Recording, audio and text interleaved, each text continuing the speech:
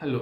Last lecture में हमने discuss किया था साइज ऑफ द सेल। इस लेक्चर में हम डिस्कस करेंगे shape of the cell and the type of cell. अब सेल का जो शेप है वो एक जैसा नहीं होता है।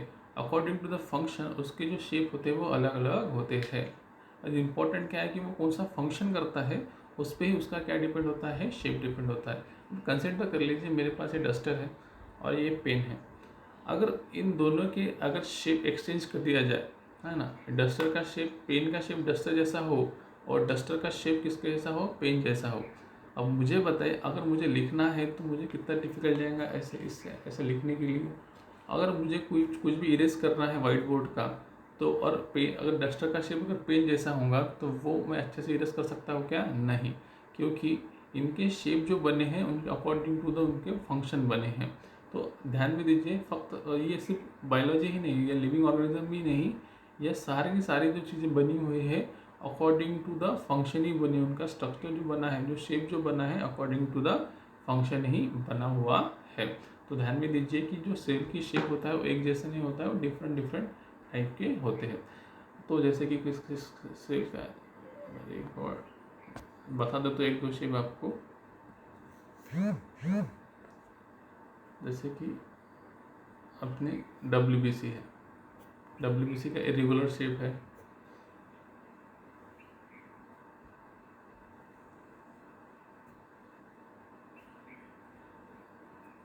ये क्या है, हमारी स्मूथ मसल्स है, क्यूबाइडल होती है।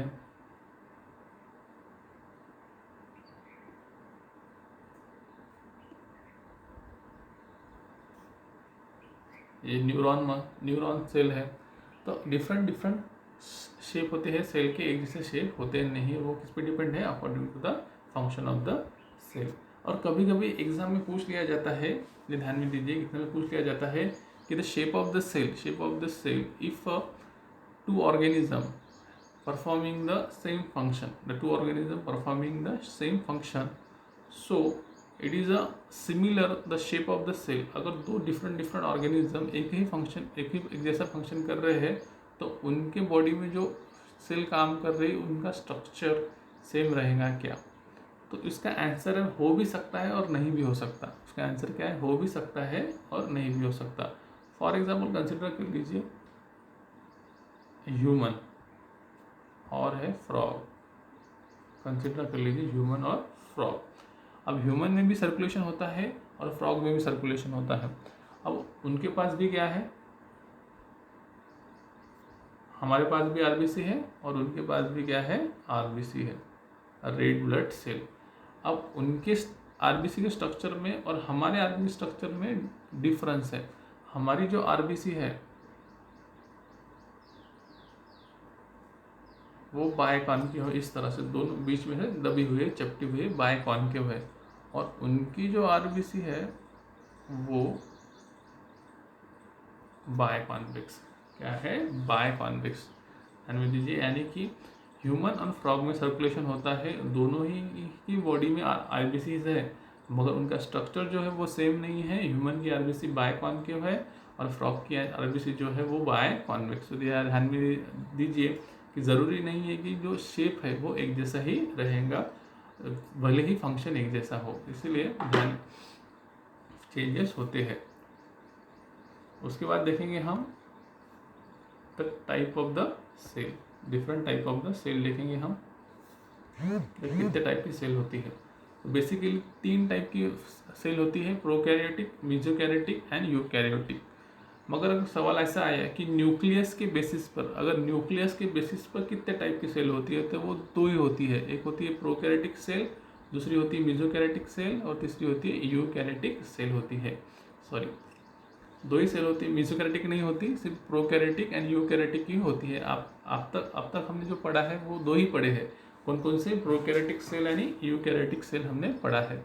मेसोकैरियोटिक सेल बहुत ज़्यादा से ज़्यादा कहीं बहुत किताबों में दिया नहीं है। तो हम 1 बाय 1 सारा डिटेल में देखेंगे, प्रोकैरियोटिक सेल क्या होते हैं, मेसोकैरियोटिक सेल क्या होते हैं और यूकैरियोटिक सेल क्या होते हैं, हम डिटेल में देखेंगे। अब पहली बात करते हैं हम प्रोकैरियोटिक सेल की। अभी प्रोकैरियोटिक का मतलब क्या होता है? प्रोकैरियोटिक का मतलब क्या होता है? प्रो, इसका जो मतलब है, प्रो बोले तो प्रिमिटिव, क्या होता है? प्रिमिटिव। ओके, और कैरेटिव बोले तो न्यूक्लियस। जिस सेल में न्यूक्लियस प्रिमिटिव है, नॉट वेल डेवलप है, जो ज़्यादा डेवलप नहीं हुआ है, उस सेल को हम बोलते हैं प्रोकैरियोटिक सेल। क्या बोलते हैं? Prokaryotic cell. यहाँ पे लिखा हुआ है not well defined nuclear membrane. अब न्यूक्लियर मेम्ब्रेन उससे अच्छी तरह से उसका न्यूक्लियर मेम्ब्रेन डेवलप नहीं होगा तो वो सेल क्यों से होंगे? प्रोकैरियोटिक। और उसको और भी बोल सकते हैं हम कि प्रो बोलते प्रिमिटिव, जो सेल पहले आई थी। क्या थी? पहले आई थी। तो ऑब्वियसली सेल पहले आएंगी तो उसमें इतना डेवलपमेंट नहीं होता है, धीरे धीरे इवोल्यूशन के टाइम पे उसका क्या हुआ है? डेवलपमेंट हुआ है। तो प्रोकैरियोटिक सेल जो है उनका न्यूक्लियर मेम्ब्रेन अच्छी तरह से डेवलप और डिफाइन नहीं होता है। उसके बाद उनके सेल में वो जो सेल है प्रोकैरियोटिक सेल, उनके पास membrane bound cell organelle are absent. Membrane bound cell organelle are absent, उनके पास सेल ऑर्गेनल नहीं होते हैं। अब सेल ऑर्गेनल का काम क्या है? अगर मैं पूछूं आपको कि हमारे बॉडी में हार्ट का क्या काम है, हमारे बॉडी में किडनी का क्या काम है, स्टमक का क्या काम है, आँखों का काम क्या है, इन सारों के अलग अलग फंक्शन है। हार्ट का काम क्या है? पंपिंग करना है। स्टमक का क्या काम है? डाइजेशन करना है। आँखों का काम क्या है? देखना। तो उसी तरह से क्या होता है कि हमारे सेल में डिफरेंट ऑर्गेनल्स होते हैं जो अलग अलग फंक्शन परफॉर्म करते हैं। तो ऐसे membrane bound cell organelles prokaryotic cell में नहीं होते हैं। तो आपको सवाल गिरा होगा कि सर उनके पास ऑर्गेनल नहीं है तो वो काम कैसे करते हैं? तो हम आगे उसको देखेंगे कि किस तरह से वो फंक्शन डिफरेंट फंक्शन करते हैं। उसके बाद होता है हिस्टोन प्रोटीन। हिस्टोन प्रोटीन उनके बॉडी में उनके सेल में एब्सेंट होता है। तो हिस्टोन प्रोटीन क्या काम करता है? आपको पता है कि ये सपोज कंसिडर डीएनए है। This is a DNA, double standard DNA. ये डीएनए है, उसकी ये डीएनए की लेंथ लगभग 1.8 मीटर, 2 मीटर के आसपास है। लगभग 2 मीटर यानी 6 फीट के आसपास है। अब इतने बड़े डीएनए को हमको रखना है तो उसको क्या करना पड़ेगा? हमको फोल्ड करके रखना पड़ेगा। तो वो जो फोल्डिंग होती है वो किसके अराउंड होती है? Around the histone protein. Around the histone protein, around the histone protein. तो हिस्टोन प्रोटीन के अराउंड में क्या बाउंड होता है? सपोज कंसिडर कर लो कि अगर ये हिस्टोन प्रोटीन है तो इसके ऊपर क्या बाउंड होगा?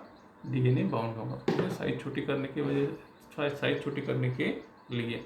तो प्रोकैरियोटिक सेल में क्या क्या है? उसके पास not well defined nuclear membrane, उसके बाद उसमें membrane bound cell organelle absent होते हैं और उसके पास हिस्टोन प्रोटीन भी एब्सेंट होते हैं। तो 3 चीज़ें हमेशा ध्यान में दीजिए। अगर कोई सवाल पूछ लिया जाए तो प्रोकैरियोटिक सेल में क्या नहीं होता है, तो वेल डिफाइंड न्यूक्लियर मेम्ब्रेन नहीं होती है, सेल ऑर्गेनल एब्सेंट होते हैं और हिस्टोन प्रोटीन एब्सेंट होते हैं। ये एग्जाम में पूछते हैं कि क्या होता है क्या नहीं होता है।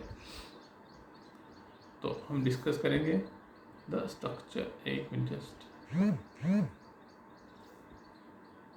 The structure of prokaryotic cell क्या देखेंगे? हम अभी स्ट्रक्चर ऑफ प्रोकैरियोटिक सेल देखेंगे कि भाई प्रोकैरियोटिक का स्ट्रक्चर कैसा है। तो सबसे ऊपर जो रहता है प्रोकैरियोटिक में वो होते हैं, एक आउटर लेयर रहती है सेल वॉल के ऊपर, उसको बोलते हैं हम कैप्सूल। क्या बोलते हैं? कैप्सूल बोलते हैं। और जो कैप्सूल होती है वो स्पेशली किससे बनी होती है? पॉलीसैकेराइड से, लिपोपॉलीसैकेराइड, उसको एलपीएस भी बोलते हैं। क्या बोलते हैं? एलपीएस। जो कैप्सूल होता है किससे बना होता है? पॉलीसैकेराइड से। किससे बना होता है? पॉलीसैकेराइड से वो बना हुआ है। क्या बना? सबसे आउटर मोस्ट लेयर, उसको बोलते हैं हम कैप्सूल। क्या बोलते हैं? हम कैप्सूल बोलते हैं। उसके अंदर, कैप्सूल के अंदर फिर होती है सेल वॉल। क्या होती है? Cell wall. सेल वॉल जो होती है वो किससे बनी होती है? पेप्टिडोग्लाइकेन। ये सारी की सारी चीज़ें हम आगे डिस्कस करने वाले डिटेल में, और यहाँ पे हम थोड़ा फिर जस्ट ओवरलुक ले रहे हैं कि भाई क्या कौन सी चीज़ किससे बनी हुई है। तो सबसे ऊपर क्या थी? कैप्सूल थी जो लिपोपॉलीसैकेराइड से बनी हुई थी। उसके अंदर थी सेल वॉल जो पेप्टिडोग्लाइकेन से बनी थी, और उसके अंदर होती है प्लाज्मा मेम्ब्रेन। क्या होती है? Plasma membrane. अगर मैं इसका नेमिंग दूँ तो फर्स्ट सबसे ऊपर कैप्सूल, उसके बाद सेल वॉल, और उसके अंदर रहती है प्लाज्मा मेम्ब्रेन। तो प्लाज्मा मेम्ब्रेन मोस्टली सेम रहती है। प्लाज्मा मेम्ब्रेन बनी होती है फॉस्फोलिपिड, सॉरी, इससे बनी होती है फॉस्फोलिपिड, इससे बनी हुई है फॉस्फोलिपिड से बनी हुई है। एनिमल सेल और बैक्टीरियल सेल जो है उनकी प्लाज्मा मेम्ब्रेन लगभग एक ही तरह की है, फॉस्फोलिपिड से बनी हुई है। तो उसके अंदर जब प्लाज्मा मेम्ब्रेन के अंदर जाएंगे तो हमको क्या दिखेगा, साइटोप्लाज्म दिखेगा। क्या दिखेगा, साइटोप्लाज्म। इसके अंदर क्या है, अभी साइटोप्लाज्म है। साइटोप्लाज्म में अभी क्या क्या है, साइटोप्लाज्म सब मोस्टली लोगों को पता है कि साइटोप्लाज्म क्या होता है। तो साइटोप्लाज्म के अंदर क्या क्या है, तो उनके अंदर है न्यूक्लियोइड। क्या होता है, न्यूक्लियोइड होते हैं। ध्यान में दीजिए कि बैक्टीरिया में क्रोमोजोम नहीं होते, बैक्टीरिया में क्रोमोजोम नहीं होते, बैक्टीरिया में क्या होते हैं, द न्यूक्लियोइड होते हैं। क्या होते हैं, न्यूक्लियोइड होते हैं, क्योंकि बैक्टीरियल सेल के जो डीएनए हैं उनके पास हिस्टोन प्रोटीन नहीं होता है, हिस्टोन प्रोटीन नहीं होता है। इसकी वजह से उनके बैक्टीरियल सेल के डीएनए को हम क्या बोलते हैं, जेनेटिक मटेरियल को हम क्रोमोसोम नहीं बोल सकते, उनको क्या बोलते हैं हम, न्यूक्लियोटाइड। क्या बोलते हैं हम, न्यूक्लियोटाइड बोलते हैं। वो कभी कभी पूछ लेते हैं कि भाई क्या प्रेजेंट होता है, क्रोमोसोम प्रेजेंट होता है या न्यूक्लियोटाइड प्रेजेंट होता है, तो उसका आंसर है न्यूक्लियोटाइड प्रेजेंट होता है। उसके बाद उसके राइबोसोम आते हैं। Ribosome is a cell organelle, ribosome cell organelle है। ये साइटोप्लाज्म भी सेल ऑर्गेनल है, न्यूक्लियोइड भी सेल ऑर्गेनिज्म है।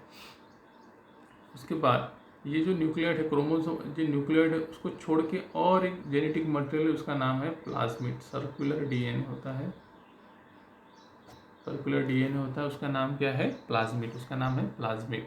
ओके, अब ये हो गए छोटे छोटे, आप देख रहे होंगे छोटे छोटे छोटे छोटे छोटे ऐसे बाहर आए हुए हैं, इस सेल वॉल के ऊपर से आए हुए हैं, इसको बोलते हैं fimbria, not a capsule. Capsule किसी नहीं आते, वो कहाँ से आते हैं, सेल वॉल से आते हैं। तो ये होती है छोटे छोटे, ये है फिमरी। ये फिमरी का काम क्या है, what is the function of the fimbria. तो फिमरी का काम जो है वो है अटैचमेंट। कौन सा काम है उनका, अटैचमेंट का। जस्ट यहाँ पे लिखता हूँ मैं, फिमरी का काम क्या है, अटैच होने के लिए, अटैचमेंट। अटैचमेंट का काम किसका है, फिमरी का है, जो सेल वॉल से निकली है। उसके बाद यहाँ पे देखिए लॉन्ग ट्यूब दिख रहा है, जो लॉन्ग ट्यूब, इसको बोलते हैं फ्लैजेला। क्या है, फ्लैजेला। और फ्लैजेला का क्या काम होता है, फॉर द मूवमेंट। क्या काम है फ्लैजेला का, मूवमेंट करने के लिए काम होता है। फिमरी का काम क्या होता है, अटैचमेंट का। फ्लैजेला का काम क्या होता है, मूवमेंट का। और इसके अलावा और एक एक्सटेंशन है जो सेल वॉल से आता है, जो फिमरी से बड़ा होता है। क्या होता है, फिमरी से बड़ा होता है। यहाँ पे दिखाया हुआ है, देखिए ये वाला ऐसे जो आया है, इसको बोलते हैं हम पीलस। क्या बोलते हैं हम, पीलस और पायला, पीली भी बोलते हैं, कुछ किताब में पीली बोलते हैं, कुछ किताब में पीलस बोलते हैं। तो ये जो पीलस है वो कौन से काम का है, उसका काम है कंजुगेशन। कंजुगेशन काम है उसका, क्या काम है, कंजुगेशन। आपको सवाल पढ़ाऊंगा सर कंजुगेशन क्या है। तो कंजुगेशन यानी क्या होता है, ड्यूरिंग अ रिप्रोडक्शन एक बैक्टीरियल सेल से दूसरे बैक्टीरियल सेल में क्या होता है, जेनेटिक मटेरियल ट्रांसफर होता है। क्या होता है, जेनेटिक मटेरियल ट्रांसफर होता है। सपोज कंसिडर कर लो ये एक बैक्टीरिया है और ये दूसरा बैक्टीरिया है। अब यहाँ के पास क्या है, पीली है। तो ये क्या होती है, पीली जो है, ये जो पीलस है, ये बढ़ेंगी और इस बैक्टीरिया से क्या करेंगी, कांटेक्ट करेंगी। अब जो कांटेक्ट हुआ है वो किसकी मदद से हुआ है, बिकॉज ऑफ द पीलस। और फिर ये जेनेटिक मटेरियल, यहाँ का जेनेटिक मटेरियल जो है वो ट्रांसफर होगा इस बैक्टीरिया में। तो transfer of genetic material from one bacteria to another bacteria, the transfer of genetic material from one bacteria to another bacteria is called as the conjugation, is called as the conjugation. और ये conjugation करने के लिए यानी attachment, ये transfer करने के लिए जो स्ट्रक्चर तैयार होता है उसको क्या बोलते हैं हम, पीलस बोलते हैं। क्या बोलते हैं हम, पीलस और पीलैग भी बोलते हैं।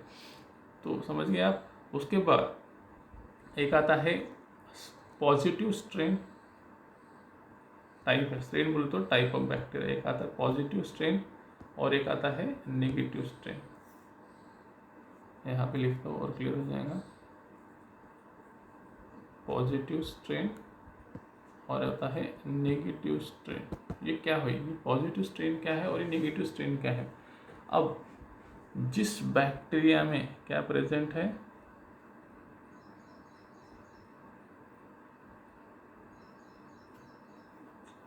जस्ट अ सेकंड, पॉजिटिव और नेगेटिव, जिस बैक्टीरिया में क्या प्रेजेंट है, प्लाज्मिड, जिसमें प्लाज्मिड प्रेजेंट है उस बैक्टीरिया को बोले हम पॉजिटिव बैक्टीरिया और मेल बैक्टीरिया। प्लाज्मिड, क्योंकि ये प्लाज्मिड में होता है यफ जीन। यफ जीन बोले तो फर्टिलिटी जीन, ये प्लाज्मिड में क्या होता है, फर्टिलिटी जीन होता है, इसीलिए उसको वो हम मेल बैक्टीरिया भी बोलते हैं या पॉजिटिव बैक्टीरिया, पॉजिटिव स्ट्रेन बोलते हैं। और जिस बैक्टीरिया में प्लाज्मिड नहीं होता है, एक्स्ट्रा सेलुलर डीएनए नहीं होता है और एक्स्ट्रा क्रोमोसोमल डीएनए नहीं होता है, उनको बोलेंगे हम नेगेटिव स्ट्रेन और फीमेल बैक्टीरिया भी कहते हैं, क्योंकि ये प्लाज्मिड जो होता है उसके पास यफ जीन होता है और F gene is important for the fertility, यानी प्रोडक्शन के लिए इम्पोर्टेंट होता है। तो जब कंजुगेशन होता है, जो मैंने बताया था यहाँ पे ऐसा, ये सेल है, ये सेल है और ये पिलाय फॉर्म होगा, तो यहाँ से जो ट्रांसफर होता है वो क्या ट्रांसफर होता है, प्लाज्मिड ही ट्रांसफर होता है, जिसमें क्या होता है यफ जीन, और यफ जीन जो ट्रांसफर होता है वो यहाँ पे होता है। अब जिसके पास यफ जीन है, इसके पास यफ जीन नहीं है, तो फिर ये क्या होगी, ये जो बैक्टीरिया ये हो गया पॉजिटिव स्ट्रेन, और इसके पास क्या नहीं है, यफ जीन नहीं है, तो ये क्या हो गया नेगेटिव स्ट्रेन। तो इसका जो यफ जीन है, जो पॉजिटिव जो है, ये जो प्लाज्मिड है, ये कहाँ ट्रांसफर होगा, यहाँ पे ट्रांसफर हो जाएगा। अब इसके पास भी आ गया और इसके पास भी है, ये मल्टीप्लाई करके ट्रांसफर करते हैं, तो ये भी जो हो गया, ये जो अभी निगेटिव था ये क्या हो गया, अभी पॉजिटिव हो गया। ये भी हम डिटेल में डिस्कस करेंगे आगे किस तरह से ट्रांसफर होता है। तो आपने यहाँ पे क्या ध्यान में रखना है कि जिसके पास प्लाज्मिड है वो पॉजिटिव है और उसको ही मेल बैक्टीरिया बोलते हैं, और जिसके पास प्लाज्मिड नहीं है उसको वो नेगेटिव स्ट्रेन बोलते हैं या उसको फीमेल बैक्टीरिया भी कहते हैं। तो इस लेक्चर में हमने डिस्कस किया कि भाई शेप ऑफ सेल क्या क्या कैसे होते हैं सेल के। उसके बाद हमने डिस्कस किया the type of cell, prokaryotic cell, mesokaryotic cell and the eukaryotic cell. उसके बाद हमने डिस्कस किया the structure of the prokaryotic cell. अगले लेक्चर में हम डिस्कस करेंगे eukaryotic cell and mesokaryotic cell. Okay, bye.